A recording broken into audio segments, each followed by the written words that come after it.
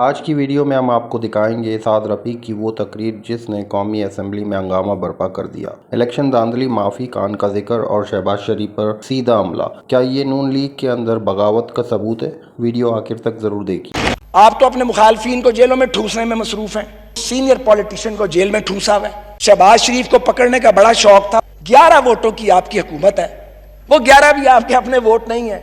آپ کو بھی پتا وہ ووٹ کہاں سے آئے ہوئے ہیں اور ہمیں بھی پتا کہاں سے آئے ہوئے ہیں۔ آپ نے جیلیں بھر دی اپنے مخالفین سے، ہمیں آپ نے چور ڈکلیئر نوٹیفائیڈ کر دیا۔ آپ کے نزدیک آپ کی اپنی جماعت وہ محترم ہے جو آپ کے مخالفین کو ننگی گالیاں نکالتا ہے، اور جو آپ کو تلقین کرتا ہے کہ آپ سیٹلمنٹ کریں، ریزالو کریں، وہ آپ کو برا لگتا ہے۔ پیپلز پارٹی کی اور ہماری مخالفت کے نعرے لگ رہے تھے اور ہمارا کچھ نہیں تھا۔ یہ عوامی طاقت ہے، آپ کو پتا ہے آپ کے ساتھ ہی ہونے والا ہے، تو پھر کسی سیاسی حقیقت کو کوئی ختم نہیں کر سکتا۔ آپ نے یہ بھی نہیں سوچا کہ یہ وہی لوگ ہیں جو آپ کی حکومت لانے والوں میں شامل تھے، کہ کشکول لے کر پھرتے ہیں اور مجھے شرم آتی ہے میں تو خودکشی کر لوں گا، غربت بڑھ جائے تو سمجھ لو کہ وزیر اعظم چور ہے۔ ان کو الٹا لٹکا کے، ان کے پیٹ پھاڑ کے اس میں سے قومی دولت نکالنی تھی۔ حالات ہو گئے، اور یہ میرے حالات نہیں ہیں، یہ ڈیوائیڈ کے دونوں طرف یہ حالات ہیں، کیونکہ نشستن گفتن برخاستن، یہ تہمت ویسے تو ماضی میں بھی ہر حکومت پہ، ہر ایوان پہ لگتی رہی ہے، لیکن سچ یہ ہے کہ جتنا بے توقیر اس ایوان کو حکومت کے دور میں کیا گیا، اس کی کوئی نظیر اس سے پہلے نہیں ملتی۔ ہم یہاں پہ ایک دوسرے کے گریبان پھاڑنے تو نہیں آتے، ایک دوسرے کی بے عزتی کرنے کا مینڈیٹ لے کے تو ہم یہاں نہیں آتے۔ لوگوں نے ہمیں اس لیے ووٹ تو نہیں دیا کہ ہم ہر وقت ایک دوسرے کے اندر کیڑے ڈالیں، کیڑے نکالیں۔ تنقید کرنی چاہیے، تنقید ہونی چاہیے، لیکن تنقید تو تب کرے جب کوئی سننے والا ہو، کوئی بات پہ عمل کرنے والا ہو، کوئی تجویز لینے والا ہو۔ ایسا کوئی بندوبست یہاں موجود نہیں ہے۔ ان کو الٹا لٹکا کے، ان کے پیٹ پھاڑ کے اس میں سے قومی دولت نکالنی تھی، اور آپ نے پاکستان میں انصاف کا دورہ کر دینا تھا۔ یہ تھا آپ کا سلوگن، اور آپ نے پاکستان کی اکانومی کو رائز کرنا تھا، اور بار بار یہ بھاشن دیتے تھے کہ جب غربت بڑھ جائے تو سمجھ لو کہ وزیر اعظم چور ہے، یا کشکول لے کر پھرتے ہیں اور مجھے شرم آتی ہے میں تو خودکشی کر لوں گا۔ لیکن آپ نے پاکستانی قوم کو خودکشیوں پہ مجبور ضرور کر دیا۔ آپ کو مقابلہ کرنا تھا بھوک کا، بے روزگاری کا، غربت کا، ناانصافی کا۔ آپ کو مقابلہ کرنا تھا انڈین ایگریشن کا، آپ نے مقابلہ کیا صرف اپوزیشن کا، اور اس کے بعد اس آزاد میڈیا کا جو آپ پہ تنقید کرتا ہے۔ آپ نے یہ بھی نہیں سوچا کہ یہ وہی لوگ ہیں جو آپ کی حکومت لانے والوں میں شامل تھے، آپ نے ان کو بھی ٹارگٹ کر دیا۔ آپ نے جیلیں بھر دی اپنے مخالفین سے، ہمیں آپ نے چور ڈکلیئر نوٹیفائیڈ کر دیا۔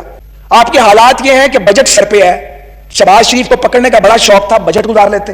آپ میں اتنی قوت برداشت بھی نہیں ہے، آپ نے قاعدہ حزب اختلاف کو وہاں پہ لے جا کے جیل کے کنارے پہ کھڑا کر دیا، اب عدالت سے وہ ضمانت پر ہے۔ آپ کو یہ حقیقت پتہ نہیں لگتی کیا؟ مجھے پیپلز پارٹی والوں کو اس وقت خوش نہیں کرنا، لیکن ریالٹی یہی ہے کہ اگر ضیاء الحق کا بدترین مارشل لاء پیپلز پارٹی کو ختم نہیں کر سکا تو پھر کسی سیاسی حقیقت کو کوئی ختم نہیں کر سکتا۔ یہ سچ ہے۔ میں اس وقت پیپلز پارٹی کے بڑے بدترین نقادوں میں تھا، سیاسی طور پہ اب بھی اختلاف ہے، ضیاء الحق کے خلاف تھا، لیکن خوش بڑے دل میں ہوا کرتے تھے۔ پیپلز پارٹی نظر ہی نہیں آتی تھی، نظر ہی نہیں آتی تھی کہیں پیپلز پارٹی۔ اور جب محترمہ آئی تو مجھے وہ دن یاد ہے 10 اپریل 86 کا، ہر طرف پیپلز پارٹی کی اور ہماری مخالفت کے نعرے لگ رہے تھے اور ہمارا کچھ نہیں تھا۔ یہ عوامی طاقت ہے، آپ کو پتا ہے آپ کے ساتھ ہی ہونے والا ہے، یہ ہونے والا ہے۔ اور یہ اس کی انڈیکیشنز بڑی واضح ہیں۔ تدبات میں پھانس کے ہمیں انگیج رکھیں انگیج، لیکن میں آپ کو بتاؤں، آپ کمبل کو چھوڑیں گے، کمبل آپ کو نہیں چھوڑے گا۔ حکمرانی کا کمبل آپ کی جان نہیں چھوڑے گا، جان چھڑائیں گے۔ اور دوسری بات یہ اب سب پر آتی ہے کہ جتنی تذلیل ہم نے وزراء اعظم کی ہے، جو اس ملک میں فیشن ہے، پہلے آپ بحران کریٹ کرتے ہیں، کیونکہ بحران آتا ہے آپ کو پتہ ہی نہیں لگتا۔ آپ تو اپنے مخالفین کو جیلوں میں ٹھوسنے میں مصروف ہیں، اور ہم میں سے کون ہے جو آپ کا وکٹم نہیں ہے؟ آپ ہمیں وکٹم بنا لیتے۔ اوورسیز پاکستانی آپ کا ووٹ سے زیادہ آپ نے انہیں رول کے رکھ دیا ہے، لوگ سڑکوں پہ آ گئے ہیں۔ پی آئی اے تگنے کرائے لے رہا تھا، باقیوں کو تو چھوڑ دیں۔ آپ نے کوئی کریش پروگرام نہیں بنایا انہیں پاکستان واپس لانے کے لیے۔ آپ سوچیں آپ نے کیا کیا ہے، اس لیے کہ آپ کا فوکس نہیں ہے۔ یہ نہیں کہ آپ کر نہیں سکتے تھے، آپ کے پاس بہت سے تجربہ کار لوگ موجود ہیں، بڑے بڑے عمدہ لوگ بھی آپ کے پاس موجود ہیں، لرنڈ لوگ موجود ہیں۔ آپ نے ان کی صلاحیت سے کوئی فائدہ نہیں اٹھایا، کیونکہ آپ نے پورا زور، آپ کا بیانیہ یہ ہے کہ یہ سب چور ہیں۔ آپ کے نزدیک آپ کی اپنی جماعت وہ محترم ہے جو آپ کے مخالفین کو ننگی گالیاں نکالتا ہے، اور جو آپ کو تلقین کرتا ہے کہ آپ سیٹلمنٹ کریں، ریزالو کریں، وہ آپ کو برا لگتا ہے۔ آپ سمجھتے ہیں ہمیں پتہ نہیں لگتا؟ ہماری بات آپ کو آتی ہے تو آپ کی بات ہمیں آتی ہے، ایک ہی برادری کے لوگ ہیں، کوئی باہر سے تو نہیں آئے ہوئے۔ اب کیا خیال ہے یہ لوگ اپنا دین دھرم بدل لیں گے، اپنے موقف بدلیں گے؟ صرف آپ ایک نفرت پیدا کر رہے ہیں جو ہماری اولادوں تک جا رہی ہے. میں بتا رہا ہوں آپ کو, ہم نہیں دے رہے وہ نفرت, آپ اگلی نسل میں اس نفرت کو منتقل کر رہے ہیں. آپ سیاسی دشمنی کو, سیاسی اختلاف کو دشمنی میں آپ نے بدل ڈالا ہے. یہ پاکستان چکائے گا اس کی قیمت. آپ میں سے بہت سارے پالیٹکس میں نہیں ہوں گے, فارغ ہو گئے ہوں گے, ان کا نام ہی نہیں ہوگا سیاست میں. رحم کریں اس ملک کے اوپر. ہم اینڈ پہ آ گئے ہیں. اس ملک میں مشرقی پاکستان کے ٹوٹنے سے سبق نہیں سیکھا گیا. ہر مشکل میں ایک اپرچونٹی ہے, مگر آپ کے پاس وہ کیپیسٹی نہیں ہے. آپ تو بات چیت کرنے کی پوزیشن میں نہیں ہے. آپ اس پوزیشن میں نہیں ہیں کہ آپ اپوزیشن کے ساتھ قومی معاملات پہ گفتگو کر سکیں. 11 ووٹوں کی آپ کی حکومت ہے, وہ 11 بھی آپ کے اپنے ووٹ نہیں ہیں.